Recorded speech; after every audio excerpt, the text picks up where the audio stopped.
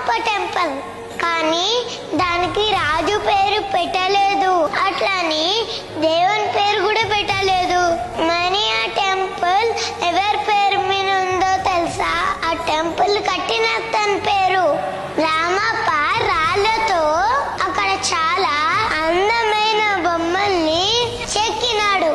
అతని చేతులతోనే ఆ టెంపుల్ మొత్తం కట్టినారు. నీటి మీద తేలే ఇటుకలు, రాయిల పలికే స్వరాలు. 800 years బ్యాక్ కట్టినారు ఈ టెంపుల్ ని. అందుకే ఈ టెంపుల్ కి ప్రపంచం మొత్తం తెలిసేలా యునెస్కో వరల్డ్ హెరిటేజ్ సైట్ అయింది. ఇది మన తెలంగాణలోనే గ్రేటెస్ట్ టెంపుల్. అందుకే అంత మంచి పేరు మా రెస్టారెంట్ కి పెట్టినాం.